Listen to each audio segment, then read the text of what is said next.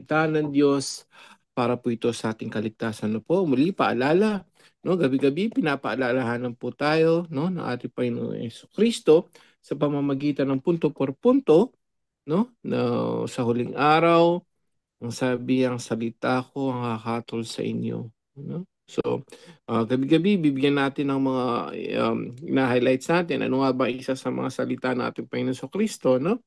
Ang sabi niya doon sa Mateo 6, no, 14-15. So kapag hindi ka daw nagpatawad, no, hindi ka patatawarin ng Ama sa langit. So sa lahat po ng mga nakikinig ngayon, hatulan tayo diyan. Baka makamatayan natin, hindi pa kayo nakapagpatawad sa mga nakagalit nyo, kung sino man yan. Kahit kapag hindi nyo na walang chance na mapatawad o makausap, at least man lang isama nyo na sa ano nyo, sa confessor nyo na nagkaroon kayo ng problema sa ganitong tao. At ngayon, yun nga, no, sana patawarin nyo na siya dahil mismo si Jesus, hahatulan tayo dyan. Meron ka pa bang hindi na, lahat po tayo actually, no, hindi naman po kami, kayo lang, kundi kami rin, pinapaalalahanan tayo lagi ng ating Panginoon Kristo. Dahil hahatulan tayo doon. Delikado yun. Alam niya kung hindi ka nagpatawad, baka makamatayan natin, baka doon pa, yun pa ikapahamak natin. Paalala lang po yan. No? So ngayon po, dumako na po tayo agad-agad sa ating ebanghelyo ngayong araw ng Huwebes, lalo na po sa mga hindi nakapagsimba. Ito po gabi-gabi, no, na ibibigay natin yan. No, lalo na sa mga busy, no, ng mga tao. So wala tayong excuse. No? Ano nga ba ebanghelyo ngayong araw ng Huwebes? Ito po ay ayon kay San Lucas, chapter 1, verse 26-38. Pagnilayan po natin, makinig ang may pandinig. Noong araw na yun, nung ika-6 na buwan na ng pagdadalang tao ni Elizabeth, ang anghel Gabriel ay sinugo ng Diyos sa Nazareth, Galilea, sa isang dalaga na ang pangalang Maria. Siya nakatakdang ikasal kay Jose, isang lalaki buhat sa lipi ni Haring David. Paglapit ng anghel sa kinaroroonan ng dalaga, binati niya ito. Matuwa ka, ikaw ay kalugod-lugod sa Diyos, wika niya. Sumasa iyo ang Panginoon. Naglumihan na si Maria sa gayong pangungusap at inisip niyang mabuti kung ano ang kahulugan yon. Kaya't sinabi sa kanya ng anghel, "Huwag kang matakot, Maria, sapagkat kinalulugdan ka ng Diyos. Makinig ka, ikaw ay maglilihi at manganganak ng isang lalaki, at siya'y tatawagin mong Jesus. Magiging dakila siya at tatawaging anak ng kataas-taasan. Ibibigay sa kanya ng Panginoon Diyos ang trono ng kanyang amang si David. Maghahari siya sa angkan ni Jacob na magpakailanman, at ang kanyang paghahari ay walang hanggan." Paanong mangyayari ito? Gayong ako'y dalaga, tanong ni Maria. Sumagot ang anghel, "Bababa sa iyo ang Espiritu Santo at lililiman ka ng kapangyarihan ng kataas-taasan. Kaya't banal ang ipanganganak mo at tatawaging anak ng Diyos. Natatandaan mo ba ang iyong kamag-anak na si Elizabeth? Alam ng lahat na siya'y baog. Ngunit naglihi siya sa kabila ng kanyang katandaan. At ngayon ka-6 na buwan na ng kanyang pagdadalang tao, sapagkat walang hindi mapangyayari ang Diyos." Sumagot si Maria, "Ako'y alipin ng Panginoon. Mangyari sa akin ang iyong sinabi." At nilisan siya ng anghel. Mga kapatid, ito po mabuting balita ng ating Panginoon. Pinupuri ka namin, Panginoong Hesukristo. Ayan po, no, konti pagdinilay lamang po ng ating ebanghelyo ngayong araw ng Huwebes, no?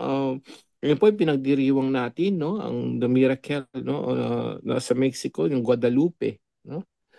Alam naman natin yun, no, yung sa Guadalupe, yung miracle niya, no, sa mga, sa mga um, nagdi-devotion dito, no? Our Lady of Guadalupe, no?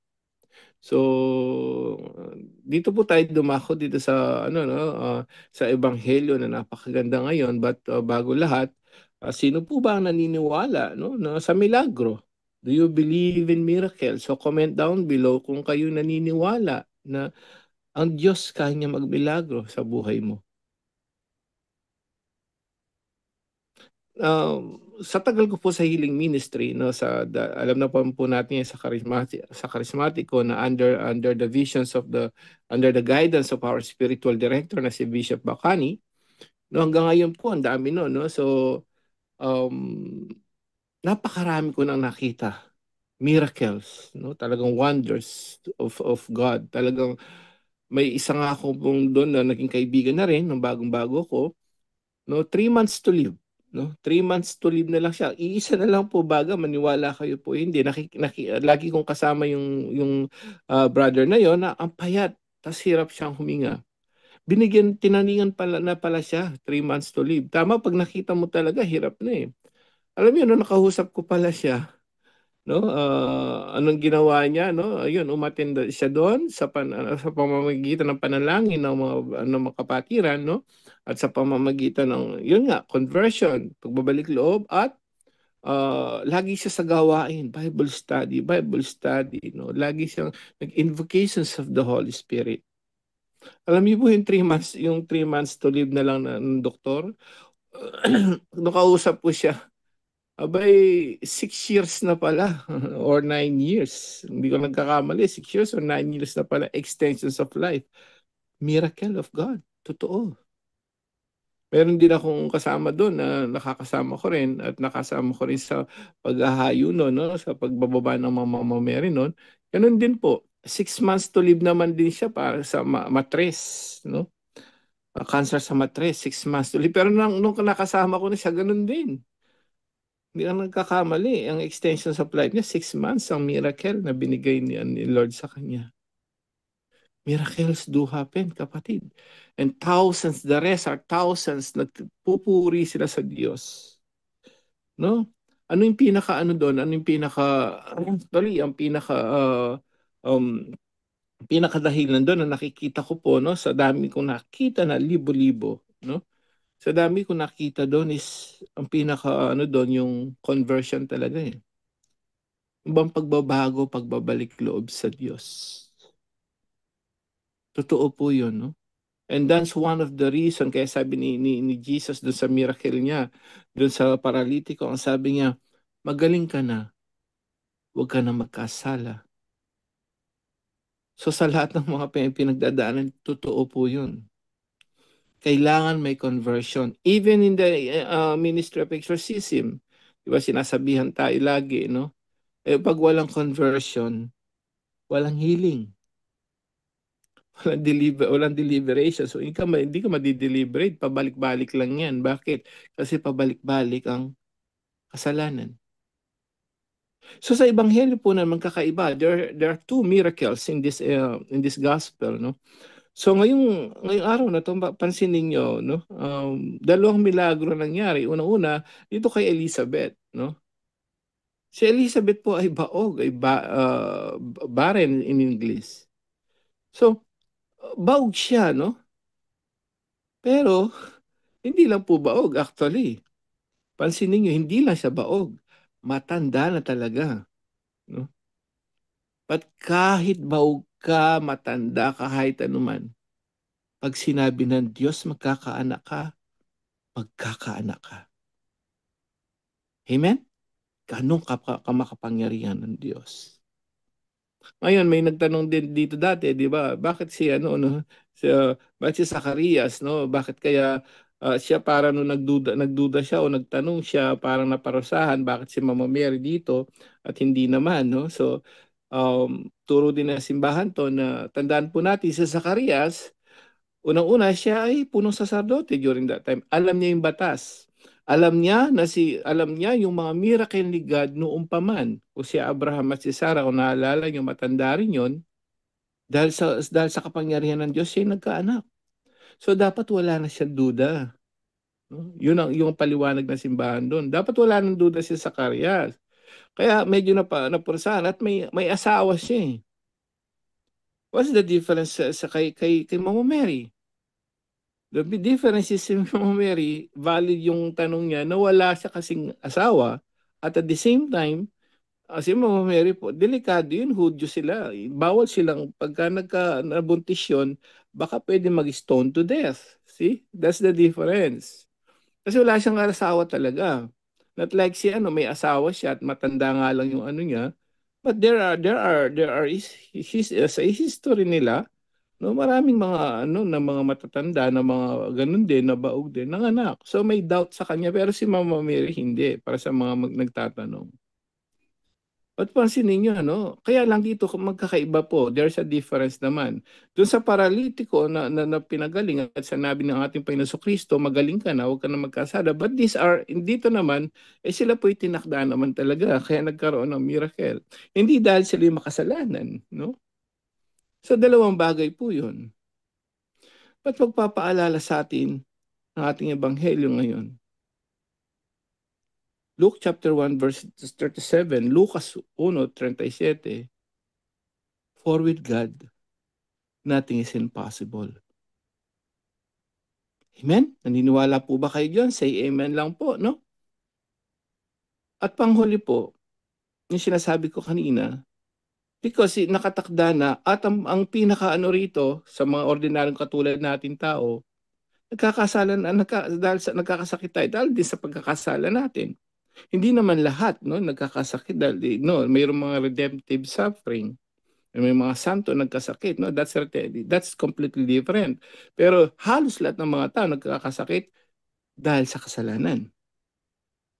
And biblically, Ecclesiastico 38:9-10, sabi doon, anak ko, kapag ikaw na may kasakitan, dumalangin ka sa Panginoon, magsisi ka, magbalik loob ka, at gagaling ka sa karamdaman mo.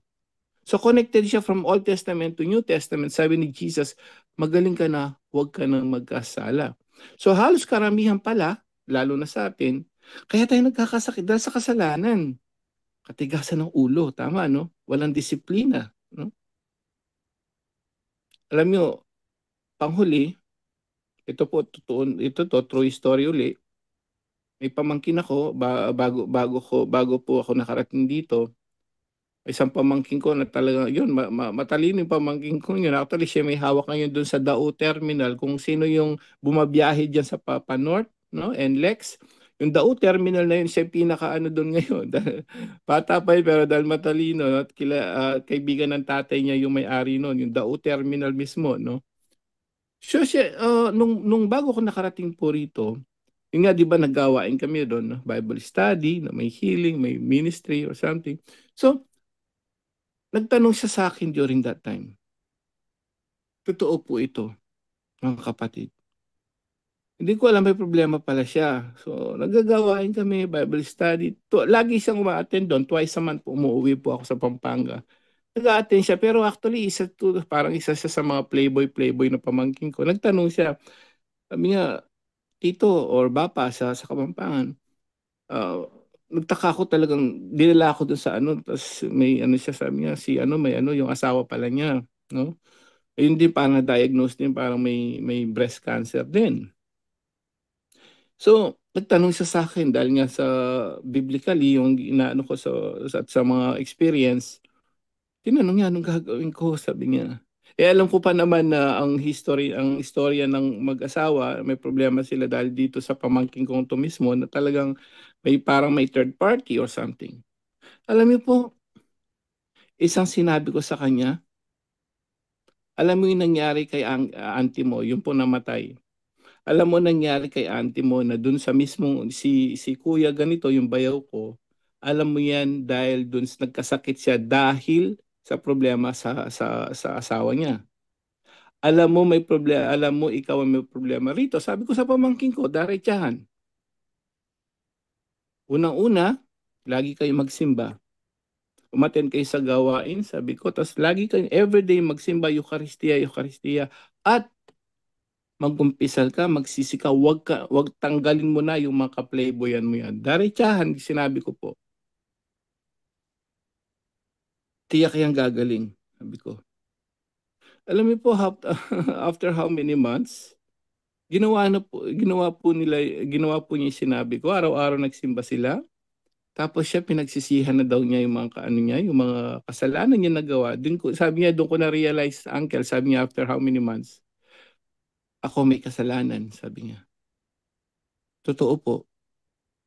Alam niyo, nagsisi siya, nagbalik loob siya. Ngayon, 5 years na, 6 years. Alam mo, napakalusog ng asawa at talagang bumalik ang kagandahan ng asawa at napakasaya nila ngayon. Bakit? One of the reason is nagbalik loob mismo ang asawa niya, mismo yung pamangkin ko. Amen? Totoo. Hanggang ngayon po, napakalakas nung nagtatrabaho pa rin, parang wala lang nangyari. Anong dahilan doon? Sabi ko, tanggalin mo na pagiging playboy mo, may asawa ka na. Nagbalik loob siya, tinanggal niya lahat ng mga kasalanan ng ginagawa niya. Gumaling ang asawa niya. Totoo po. Kung sa ibang tao, sabi nila, to see is to believe. But for God, believe, have faith. Believe, and you will see. Repent. Magbalik loob ka, kapatid. Baka yun lang ang kulang sa'yo. Tiyak, gagaling ka sa karamdaman mo. Amen. Yun lang po, naway gabayin tayo ng Banal na Espiritu ngayong gabing ito. To God be the glory. Salamat po. Back to you, Bro Jando. And sana po, no, ihanda nyo na yung mga katanungan nyo. Bahala na po ang Holy Spirit na gumabay sa ating lahat. Bro Jando? Okay, Brother Angel. Narinig ako? Okay.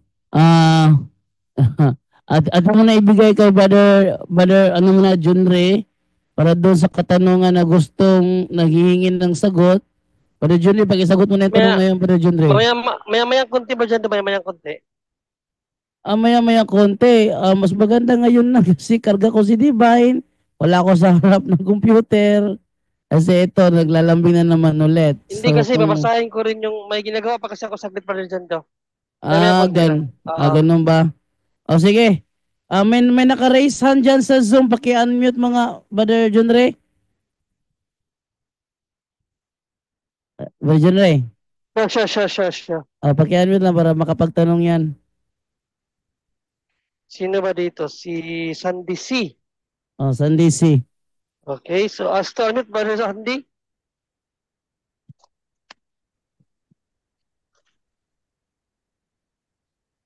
Sandy C, good evening. Good evening Ayan. po, Bro John Ray. Si Brother Camacho pala to. Good evening po sa lahat.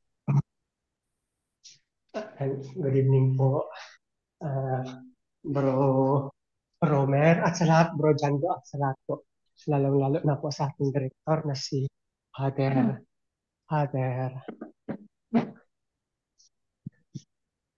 Ayan, sorry po, sarado po kasi ang ilaw. Si Father Darwin. Ayan. At bago po ako magtanong, nais ko po munang i-congratulate kagabi si Bro Jando. Congratulations po. Ayan. Kaya lang para sa akin, para sa akin lang po, sa ganang akin lang, hindi ako masyadong na-challenge manood yung debate kagabi. Ayan.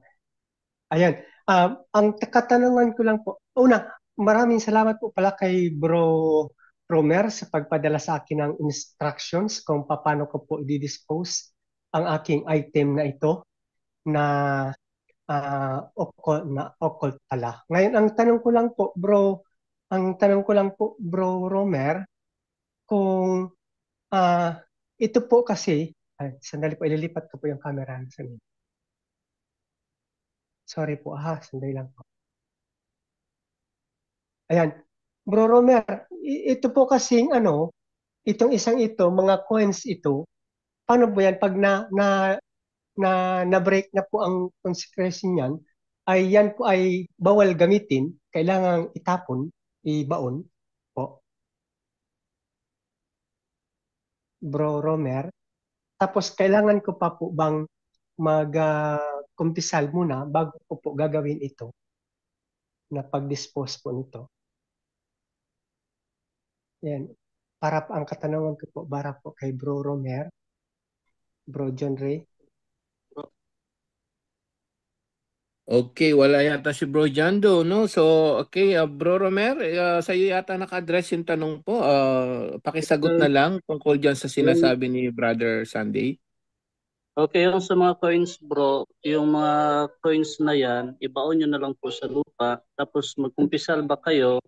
Opo, mag-ano lang kayo. Hindi po ibig sabihin na magkumpisal kayo dahil magdi-deliverance. Ang ibig po sabihin ng kumpisal dahil po na nagsisisi po tayo sa mga ginagawa natin ng mga sa superstitious belief at saka sa occultism. So, yun po ang gagawin natin kasi hindi po effective kapag may deliverance lang dahil walang repentance, hindi po yan pwede. So hindi po talaga gagawin natin na parang requirements yung kumpisal para kapag deliverance tayo. As long as wala po kayong mortal sin, yun po, mag-deliverance po kayo. Yun po ang i-break niyo po, itapon niyo po, ilibing yung mga coins, isali mo na lang sila lahat sa isang baunan na lang po, baunan doon sa lupa. Kasi kapag pinaanod mo yan doon sa baka makita na po yan ng mga yung nasa ilog, hindi po pwede. So sa lupa na lang kung merong malibingan. Yun na lang po, bro. Sige po. Maraming salamat po, Bro Romer. Salamat Okay, po. salamat po. Bro Angel, Bro John Ray, at salamat po, Bro Angel. Salamat po. Yun lang pang katanungan ko po. Salamat po. Bless po. Amen. Salamat po sa Diyos. Salamat Sunday, no? Brother Sunday. So, okay. So, wala nang naka-raise hand yata. At sana po mag-raise hand na po kayo sa lahat ng mga may gustong itanong, no? Alam niyo po, napakapalad natin, no? Kumpleto na po tayo rito ngayon at yan, no, very active ni Brother Romero. So binigay din ng Diyos sa atin 'yan, no? Para it's a blessings talagang kukuha siya ng mga no? Kukuha siya ng mga tao na talaga maging active sa gawain niya talaga, no? Nakakatuwa, God's works in a mysterious way. So, lahat po ng may katanungan, no? I-ano niyo na po, no? I-ready niyo na po at Okay, sana Brother po Angel. sa Zoom. Yes, Bro Kuha ako Jando. ng tanong dito. From Rolando Simangan. Tanong po, need po bang ikumpisal uli ang mortal sin na hindi ko nasabi kung ilang beses ko ginawa ang mga mortal sin na yon? O sa'yo yan, Brother Angel. Well, actually, nabanggit ni Bro Wendell, no, sabihin mo daw no, kailangan kung ilang-ilang no, but sa atin kasi, well, God is omnipotent, omnipresent. Alam niya lahat, no, nandiyan sa lahat ng dakot. Alam niya kung ano yung iniisip mo. So, kung lahat naman yan, hindi naman kailangan siguro na pero mas maganda kung gusto mong, kaya lang ang nangyari kasi kung ginawa, alimawa, may kasalanan kang sinabi na talagang alam mo mortal sin na isa lang yon isang beses. Kasi pag nagmo-mortal sin yan, yung paulit-ulit, no? So, pag ginawa mo yan, hindi mo naman, siyempre, kung kaya mong bilangin yun, no? Imagine mo, bibilangin mo, napakarami yun, no? But specifically, ano ba yung nagawa mong kasalanan? Kung yun at yun din, katulad ko nang nangyari sa akin noon. Yun nga may kami ni Mrs. na hindi kami although hindi pa namin alam kasi. Tandaan po natin ang mga sa mga tao kasi hindi masyadong alam ano ba venial sin, ano ba yung mortal sin, no? So kailangan alam mong i-identify 'yon. Dapat una-una alam mo bago siya maging mortal sin talaga, we have the full knowledge at grave matters. Ano ba yung grave matters sa Tagalog? Yung talaga may matinding pangyayari talaga. Full knowledge, yung talagang alam mo. Kumbaga parang yung bata, alam mo, ano niya yung baril, mali niya, kala niya, laruan lang, napatay niya yung pwede mo, hindi naman niya hindi mo nang pwedeng atangin yung bata na hindi naman niya alam yung kala yung baril na yun, laruan lang para sa kanya, no? Accidentally, walang alam yung bata. So kapag wala tayong alam, no, wala tayong full knowledge, hindi yan mo fall sa mortal sin. No, although Yung lack of knowledge nga lang, pag dire-diretso kahit venial yan, medyo ano yan, talagang ang kasalanan kasi naglalayo sa atin sa Diyos talaga, lalayo tayo ng lalayo. It can lead us to mortal sin. At ang mortal sin din, kailangan yung may kusa ka, no, ikaw mismo, ginusto mo yun, alam mong mali. No? So, yung tatlo ko, pag wala yung isa doon kasi, hindi siya mortal sin eh. No? Ayon sa simbahan ayon sa turo ng simbahan. Pero kailangan alamin mo, ano ba yung mortal sin? Alam mo ba yung sinabi mortal sin, no? First, ang tanong mo, kailangan ba sabihin ilang beses? Kung kaya mong sabihin ilang beses, much better. No? So, kung ganito yung pinaka the best na gawin mo diyan, no? Kung iniisip mo, kabisado mo kung ilang beses, well, ang iniisip ko kasi diyan, lahat ng naikumpisal na nating mortal sin, sa lahat na nakikinig ngayon, no? Ayon sa pag-aaral ko na rin, lahat na nakumpisal natin na talagang proper ang contrition mo, proper ang pagsisisi mo, proper talaga, ayaw mong balikan, no? So, what for para bilangin mo nakatatlo, apat, lima, no? Kasi alam mo alam ng Diyos eh, no? Alam na ng Diyos na talagang tatanggalin mo na 'yun eh, no? So kung nakikumpisal mo, halimbawa, nakipagtalik ako nakipagtalik po ako outside marriage. So kung bibilangin mo sa ganito, ay humahaba. Kaya yun ang ina-avoid. May nakapanood akong video, pinapa-avoid yung sobrang habang ganun, no? Kasi nga naman, lalo na pagka in-specify mo nga naman, ang dami nakapila, hahaba yun. And the priest always saying, God knows. Bago ka palang pumunta dyan, alam na niya, pinagsisisihan mo na yun. Lalo na kapag nabanggit mo ng isang kasalanan, bawa premarital sex na yan, alam mo palang ganun, tapos yun nga, naging mortal sin talaga yun. Pag kinumpisan mo, nagkaroon po ako ng premarital o fornication. No? So, kung ang simbahan, hindi naman ganun na kailangan ganunin mo, no? But, kung ikaw nakokonsensya ka, dalawang bagay po ang pwede nating maisuggest dito. Una, binanggit mo na siya pero hindi mo nabilang. Second, yun ang problema ngayon. Hindi mo sinabi how many times. Kung nababother tayo, lagi ko sinasabi rito, kung nababother tayo lagi pa sa conscience natin sa mortal sin, go back to the priest and ask him about it. Pwede po tayo magtanong, Father, ito po nakumpisal ko na po ito. Ito yung sabihin mo kay Father, no? Kasi very open sila. Kaya nga, sacraments of reconciliation siya. Hindi siya exact sacraments of confession. Mali po yung term na yun. It's a sacrament of reconciliation. Confession is part of the reconciliation. Bakit reconciliation ang dapat? Kasi nare-reconcile siya. Sasabihan mo kay Father at sasabihin ni Father, bibigyan ka ng advice. May advice dapat talaga yan. Sasabihin niya, itong gawin mo para ma-avoid na to, ganitong gawin mo, plus penance. Kaya sacrament of reconciliation. So, kung yun ang concern mo, ngayon kapatid, no, na sinabi mo lang pero hindi mo sinabi yung kung gaano karami at nababader ka, okay lang yun. Go back to the priest and sabihin mo, Father, okay na ba yun? Kasi sila nagbibigay ng absolution eh. Sinabi ko na po ito sa iyo o sa isang pari, pero hindi ko binilang. So ngayon, ibabalik ko po uli, pwede ko ba bang ibalik? No, kasi sila talagang totally nakakaalam yung exact na proseso ng confession. Pwede ko po bang sabihin uli ito at sasabihin ko kung ilang beses? Okay? So kung nakikinig ka pa ngayon, if it bothers your conscience, kung nababother po kayo, balik po kayo, itanong nyo kay Father and He will give you an advice. Kaya may reconciliation. Pwede ko po bang Pwede ko po bang sabihin na lang kung ilang beses o okay na? No? So yun po yung pwede natin maisuggest. Go back to confession sa susunod mong confession and then ask about it. Lalo na kung sinabi mo na yung isa, hindi mo sinabi yung pangalawa, pangatlo, pang-apat, no? But of course, ang Diyos, alam niya lahat yan, alam na niya. At dapat ang pinaka-importante, lagi natin sinasabi rito, proper contrition. Proper, ibig sabihin, handa kang talikuran yun. Ilan beses man yun, kahit ilang beses man yun nakaraan, kapag handa kang talikuran yun, of course, sa Diyos masaya na siya dahil nagbalik loob ka.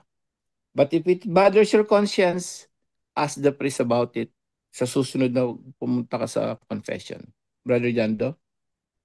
Okay, thank you sa iyo, Brother Angel. Dito naman tayo sa tanong naman sa comment section. Tingnan ko lang kung meron bang tanong sa comment section. Sa comment section, isa lang ang nagtanong dito. No? Ito ay si Cheska Manigo. Yung mga hindi katanungan sa comment section, hindi ko babasahin. Ang babasahin ko lang sa comment section ay tanong. Pero yun, yung pagkikipag-argumento, hindi naman tanong, hindi ko babasahin yun kasi kung gusto nyo makipag-argumento, pasok kayo. Tawag kayo sa numero. Itong numero na nasa screen, tawagan nyo ito. Kung gusto nyo makipagtalakayan, tawag kayo sa numero. Kung gusto nyo magtanong lang kayo. At papansinin ko yung tanong ninyo sa comment section. Okay? Ha? Kung gusto nyo makipagtalakayan, call this number. Kung gusto nyo magtanong lang, pwede kayong mag-comment ng tanong niyo at babasahin kung tanong niyo sasagutin natin. Okay? Ang tanong dito, from Cheska Manigo, may blessing ba sa mga sacramentals ngayon? Yan ang tanong. Yung iba dyan, hindi naman tanong yan eh. Pagkikipag-argue yan. Hindi ako nakikipag-argue sa mga keyboard warrior. Okay? Kung gusto mong pansinin ko yung mga chats mo, magtanong ka at pagbibigyan kita. Okay? Dito naman tayo ngayon sa walang mangyayari sacramental blessing po ngayong araw na ito. Yun ay dahil wala namang instruction ako natanggap na magkakaroon ng sacramental blessing ngayon. Ito naman tayo ngayon kay Anne Musa. Sabi ni Anne Musa, good evening, may tanong po ako. Paano po malalaman na may third eye ang isang tao? Brother Romer. So Bro Chando, paano po malalaman kung may third eye yung tao? Unang-una, kapag may naamoy na bulaklak, may amoy na kandila, may naamoy na supre or ano-ano na naamoy nyo, insenso na hindi mo alam kung saan galing. So yun po, unang unang stage po yan.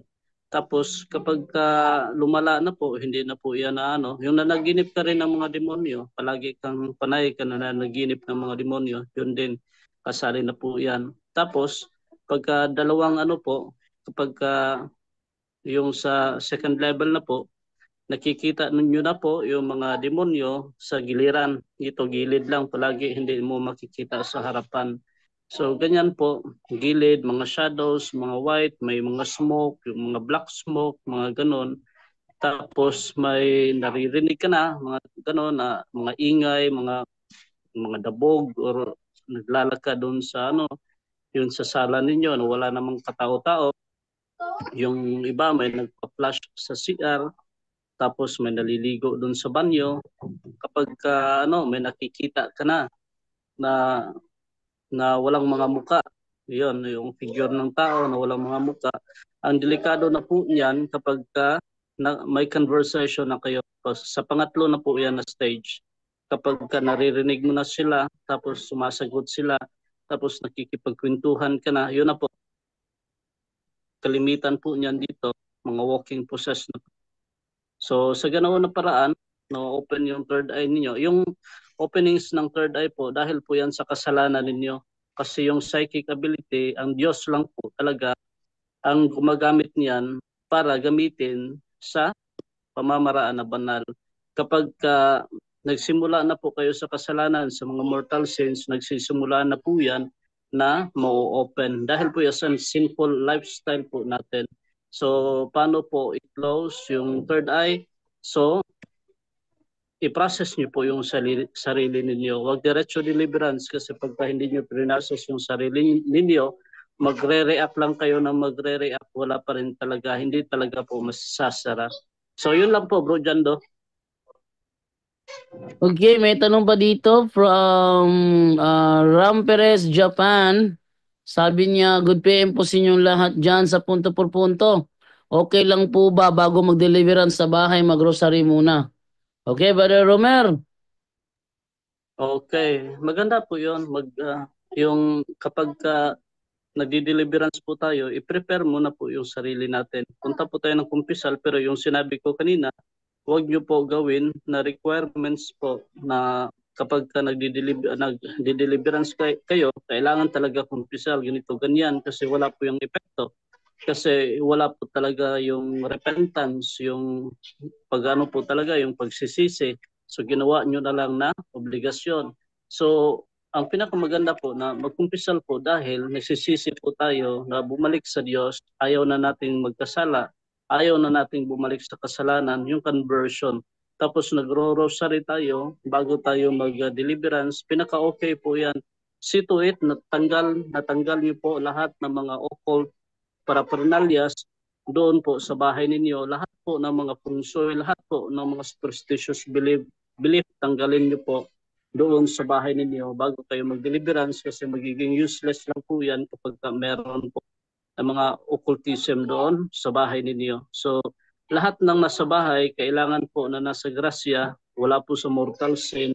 Kung meron po na mga kasama sa bahay na walang kasal, siguro po na i-process niyo po muna yung mga tao na yan, ipakasal mo muna sa simbahan, tsaka yung yung mga merong mga mortal sin, i-empower ninyo muna bago kayo mag-deliverance sa bahay, kasi baka lumala po yung kaso. Kasi nabibreak po yung deliverance once na nasa mortal sin, magre-retaliate yung demonyo, kayo na po talaga ang talaga yung burden na po talaga yan, yung parang lalala po talaga yung sitwasyon. So i-process niyo po yung sarili ninyo sa buong bahay, sa buong pamilya, para po effective yung prayers natin at hindi po tayo maharas ng demonyo. So yun lang po, Bro Jando. Okay, thank you sa iyong pagsagot, Brother Romer. Meron pa tayo dito ito ay galing naman ito kay Mary Krampusma. Sabi niya, pre-existed ba si Jesus sa langit kasama ang Diyos Ama? Okay, Brother Junri, pakisagot. Yes, Brother Jando. Ano yung tanong, bro? Paulit. Pre-existed ba si Jesus sa langit kasama ang Diyos Ama? Oh, yes. Pakibasa yung 17:3, Brother Jando, ng tawag, 17:3 ng Juan. Ano yan, bro? Ano yan? 17:3 ng Juan. 17:3 ng Juan. Okay. Ito sinasabi sa 17:3 ng Juan. Ganito po. Ito sabi 17:3. Ito ilagay sa screen ng talata. At ito ang kahulugan ng buhay na walang hanggan, ang makilala ka ng mga tao na ikaw lang ang tunay na Diyos at makilala rin nila ako na isinugo mo.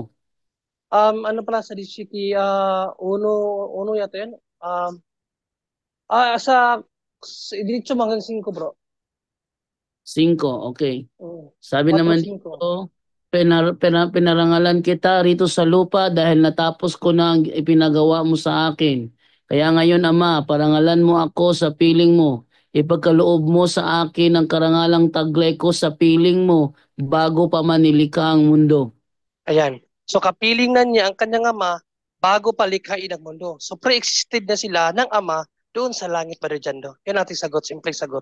Okay, yun ang sagot ni Brother John Lee na very simple masyado. Ang ama, si Kristo ay pre-existed na kasama ng ama. Okay? So dito naman tayo ngayon sa next naman sagutin ko na yung Brother Jando. Sige, go ahead. Oo. Teka lang, basahin ko muna yung kanyang. Kasi nakikinig siya eh. Nung nakaraan pa to, nung nakaraan kasi actually dalawa sila nag-message sa akin, gusto talagang pasagot. No, yung mga katanungan nila na nahihirapan silang unawain. Yan, so shout out kay Sister Lourdes, no? Sister Lourdes Bulintao Cosidon. Yan, sister. So, I know na nakikinig ka ngayon, no? Ang concern niya, ito sa Matthew 15:3. So, sabi niya, good afternoon po, Bro Jun Ray. Paki-explain po itong Matthew 15:3. Salamat po. Pakibasa nga muna, Brother Jando. Ang Matthew 15:3? Pakibasa mo muna. Okay, ito sinasabi sa 15:3 ng Matthew.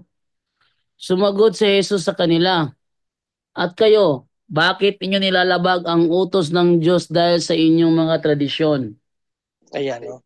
So, I assume, no, na siguro naguluhan si sister dito dahil sa tradition pala ay nilalabag natin ang utos ng Diyos.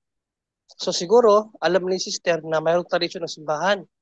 So baka napagtanto niya o naisip niya na mali ang katuruan ng simbahan about tradition kasi paglabag pala sa utos itong tradisyon, no? So I assume sister na yan ang yung concern. Well, biblically sister, meron po kung tatlong uri ng tradisyon, no? Pag sinabi natin tradisyon, ito ay mga katuruan, no, or mga philosophy ng mga tao na itinuro sa mga tao din. So mayroong tatlong uri ng tradisyon na dapat mapagnilayan natin biblically. Unang-una, yung sa Diyos mismo, sa simbahan, at sa mga tao. Specifically, sa mga Hudyo kasi itong Matthew na tradisyon, ang tinutulig sa dito natin Panginoon sa Kristo ay ang mga Hudyo. So unahin muna natin ang tradisyon sa Diyos, Brother Jando, no, kung bakit labag ang ginawa ng mga Hudyo no, sa tradisyon na iniutos ng Diyos. Basahin muna natin ang Isaiah 59:21, Brother Jando. Okay, Isaiah 59:21. Yes, bro.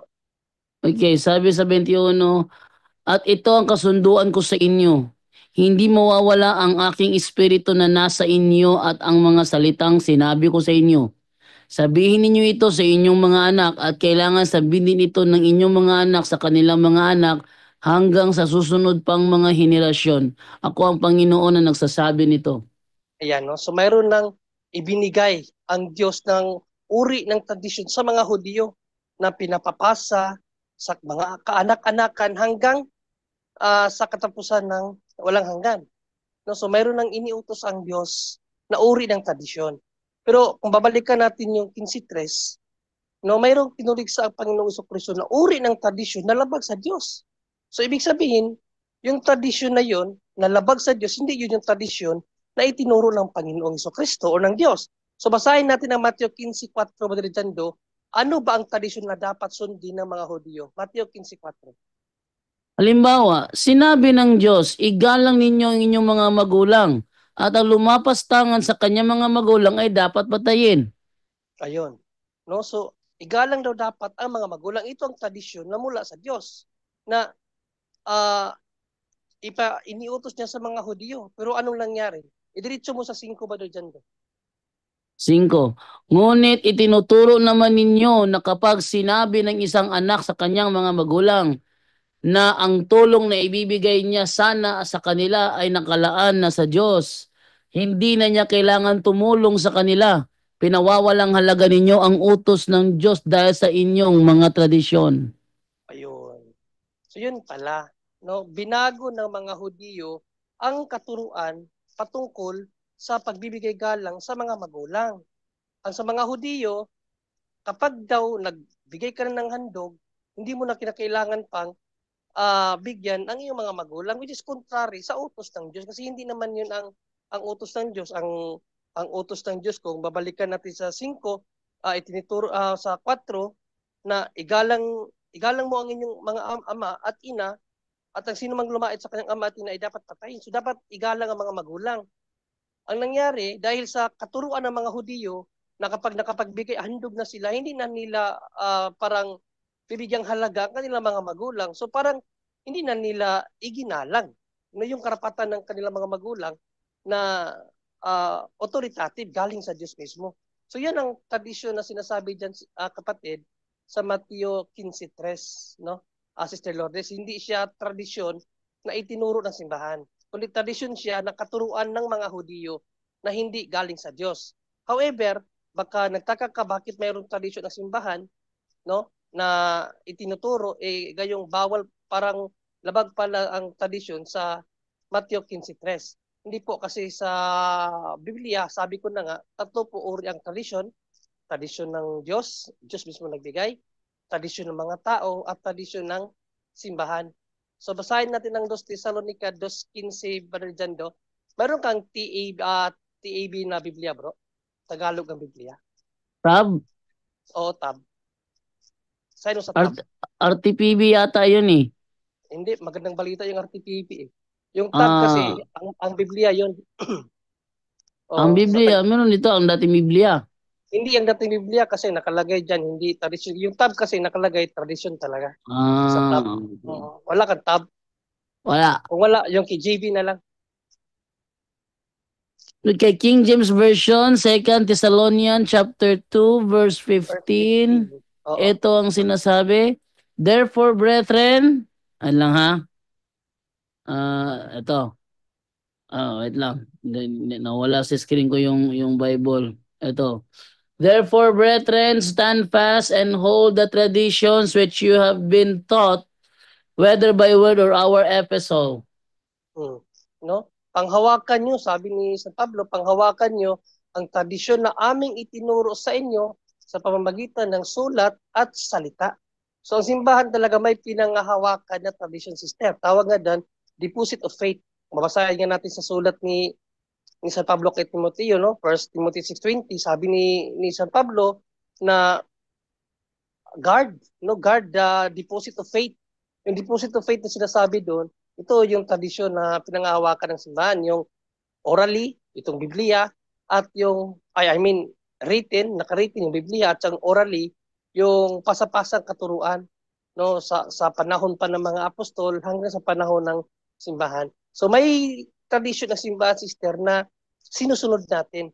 Hindi yan yung tradisyon na tinulugsa ni Kristo doon sa Mateo 15:3. Kasi yung Mateo 15:3, tradisyon yun ng mga Hudiyo, mga tao. Sila lang ang gumawa. At nangyari kasi sa tradisyon na yun, tumaliwas sa kautusan ng Diyos. Di ba? Ang sabi kasi sa 4, igalang inyong mga magulang.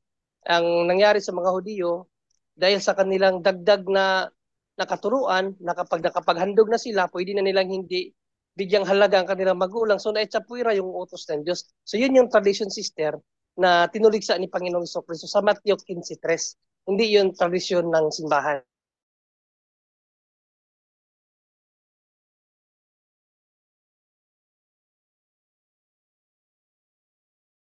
Akala ko tapos na. Why, Brother John Ray?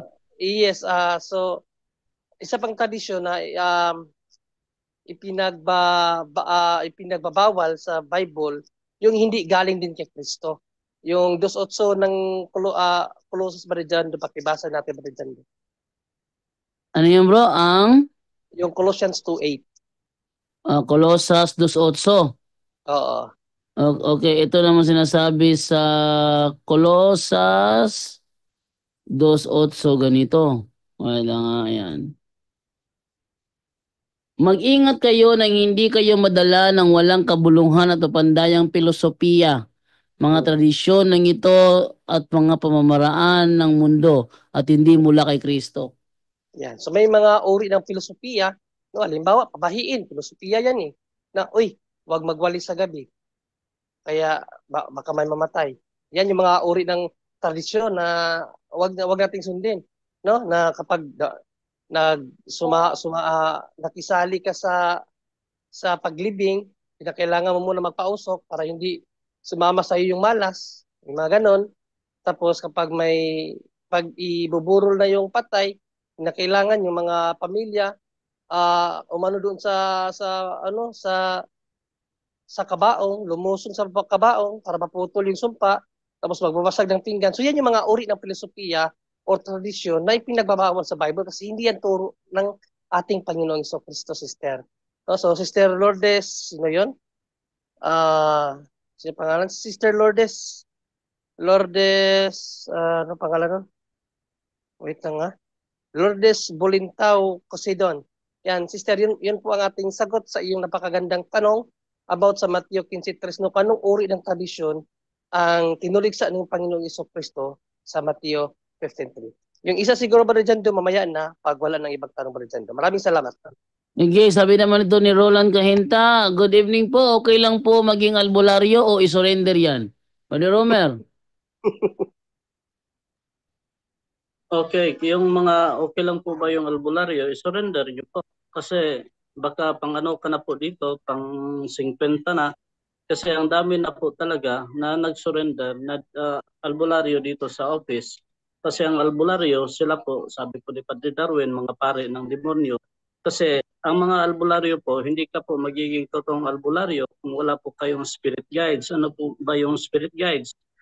Yung mga, anong tawag niyan sa Bisaya, yung mga abyan, yung mga abyan na mga demonyo, yung mga elemental demons, yung mga fallen angels.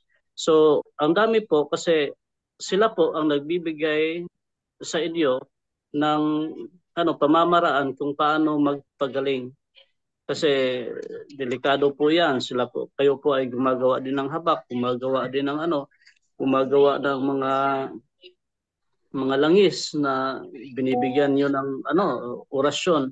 So delikado po 'yan sa buhay ninyo. Ang dami na po talaga dito sa office na nagre-renounce, yung iba nagre-react. Meron niya po isa dito kapag pagkatapos niya na mag-renew sa kanyang pangyarihan, naglalakad po yan sa tubig. So anong nangyari?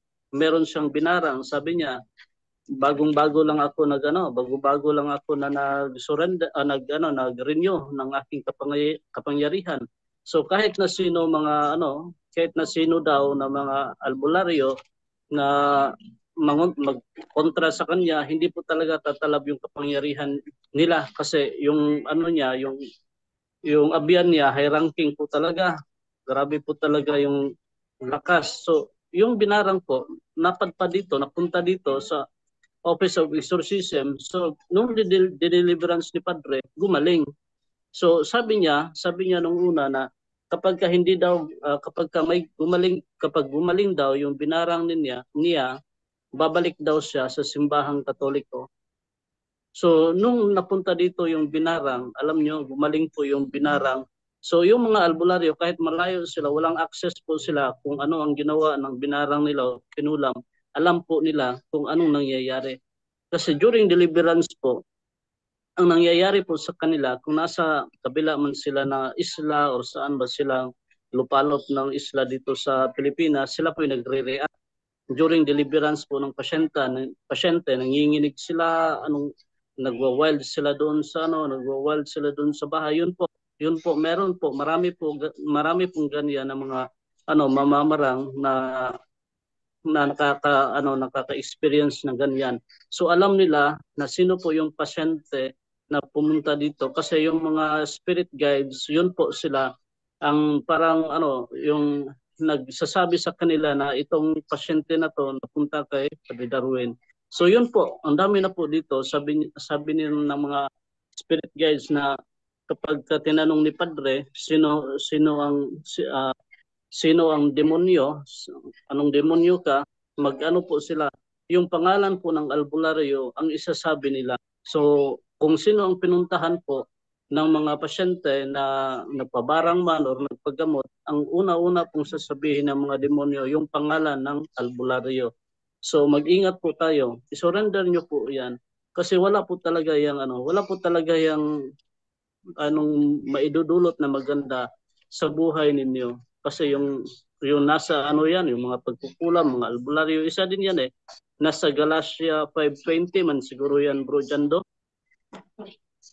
Ano yun, bro? Ano yun? Sa? Galatia 5:20, tingnan mo daw, bro. Okay, tingnan natin sa Galatia 5:20. Ito sinasabi rito. Pagsamba sa mga Diyos-Diyusan, pangkukulam, pagkapuot, pag-away-away, pagkasakim, pagkagalit, pagkawatak-watak, pagkahati-hati. Ayun pong pangkukulam, isa din po yan. Kalimitan ng mga albularyo talaga, naglilid po talaga sila sa kulam. Kasi wala, yung mangkukulam, merong albularyo na nagkukulam. Meron din talaga na mangkukulam lang po talaga sila. Pero marami po talaga kalimitan sa mga albularyo talaga na dalawa yung purpose nila. It's either magpagaling or it's either mangkulam. So, isurrender nyo po yan. Punta po kayo dito sa office, baka po kayo mag-react. Kung mag-react man kayo, pasalamat kayo kasi at least na-reveal na po yung demonyo at may takwil mo yan sa buhay mo. So yun lang po, Bro Jando. Okay, thank you sa iyo, Brother Romel, no? Meron palang dito. Meron palang, wait lang ha.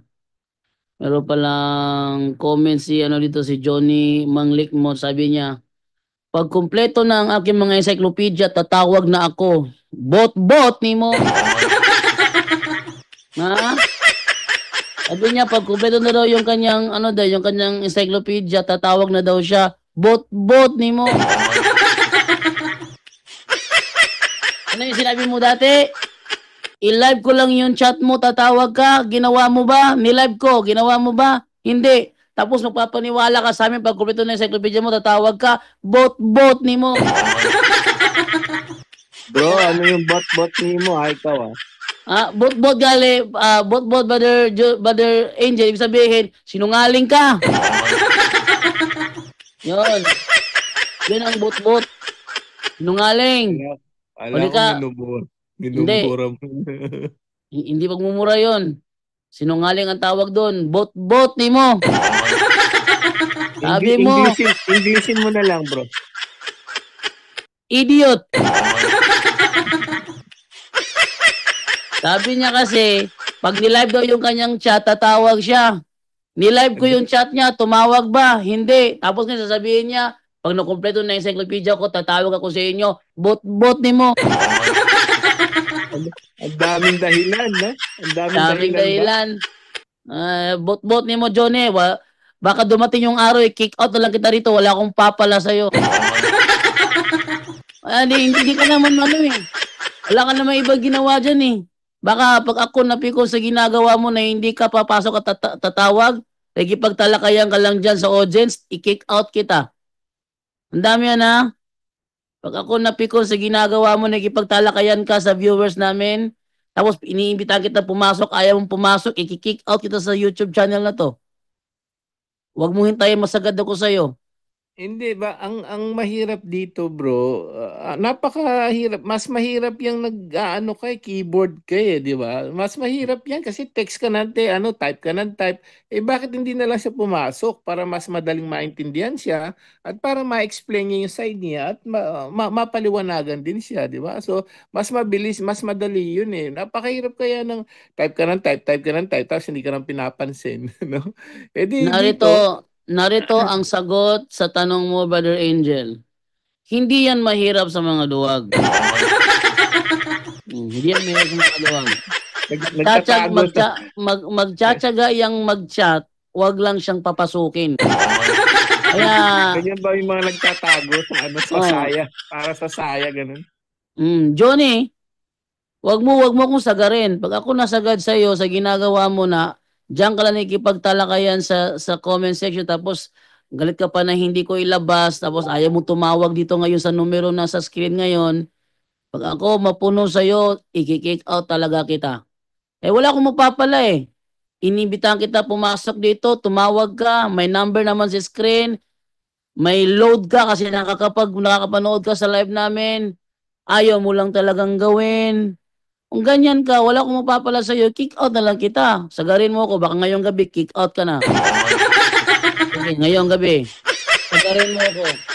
Ha? Sagarin mo ako ngayong gabi. Baka ngayong gabi, before matapos ang programa, kick out ka na sa programa sa comment section dito. Sige, sagarin mo ako, ha?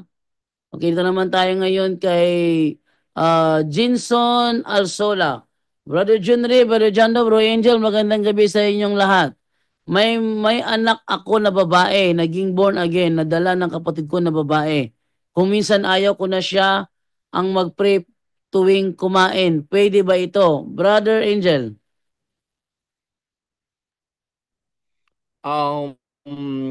Well, pagdating sa prayer po, kung mapapansin nyo nga pagka nag-aano ang ating presidente pag magsusumpa na siya, no, tapos may mga prayers ng may iba't ibang religion. Okay, ang prayer po, tandaan po natin, accepted yan ng simbahan. The prayer is accepted by the church as long as yung prayer po yun, no, hindi siya taliwas, no, doon sa church teachings natin.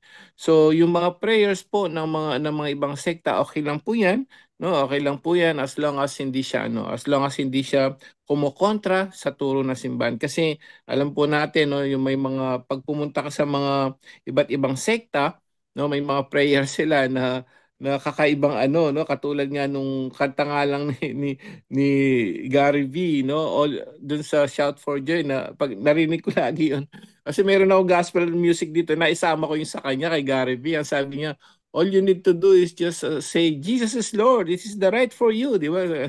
So just say Jesus is Lord daw, right for you na. So ibig sabihin faith lang yon, or ano. So yung mga ganyan po, yung mga prayer niya taliwas din sa ano, sa simbahan.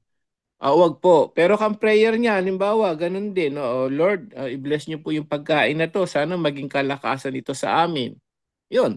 So in general po, okay po yun. Hindi po pinagbabawal ng simbahan yun. In general, kapag ang dasal, in general po, na hindi siya against the Catholic teaching, wala pong masama doon. Hindi po pinagbabawal ng simbahan, Bro Jando.